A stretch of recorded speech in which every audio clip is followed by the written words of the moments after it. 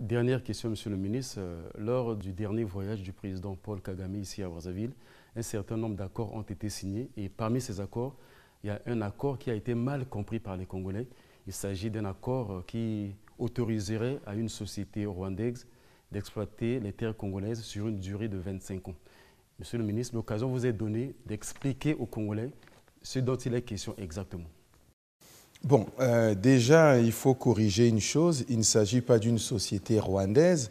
Il s'agit d'abord d'une société de droit congolais dont les actionnaires au niveau du consortium sont au Rwanda, premièrement. Et il faut bien comprendre le concept. Il ne s'agit pas forcément de dire, comme je l'ai entendu ici et là, que nous donnons des terres au Rwanda. L'État ne donne pas ces terres et l'État ne les vend pas. L'État met à disposition, par le mécanisme donc de baux amphithéotiques, donc des espaces de terre à des sociétés. Et ce n'est pas une première au Congo.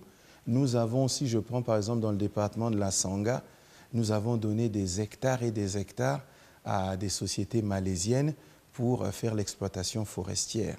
Donc ça ne veut pas dire que parce que nous avons mis à disposition ces espaces de terre à des sociétés malaisiennes que l'État a donné ou l'État a vendu des espaces de terre. Nous avons antérieurement, dans ce même pays, mis à disposition à des sociétés sud-africaines dans le département de la Bouenza des hectares et des hectares pour faire la culture de maïs. Bon, il n'y a pas eu tous les mois que j'ai pu entendre dans le cadre donc, de la mise en œuvre de ces différents accords. Dans le cadre du dossier rwandais, il s'agit d'une société de droit congolais à qui nous avons mis à disposition donc, des espaces de terre pour faire donc, la culture du ricin, parce que nous avons un projet avec la société Eni. Il faut le savoir, la société Eni qui veut développer donc les biocarburants et l'approvisionnement dont Eni a besoin pour développer le biocarburant, c'est le ricin.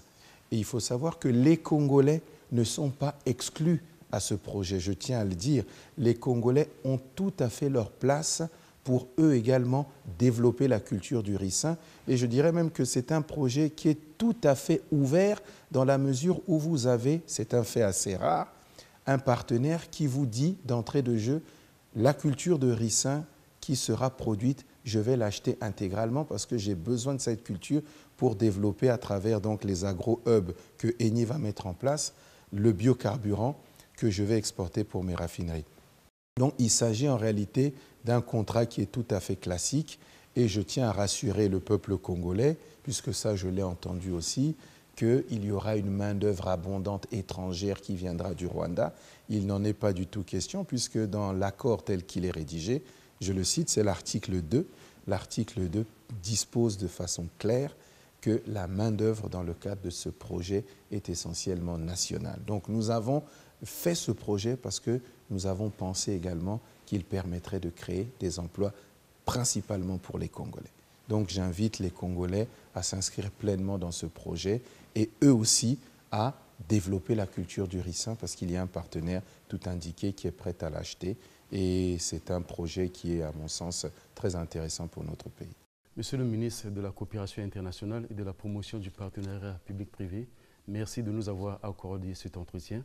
Nous avons espoir de vous retrouver à une autre occasion.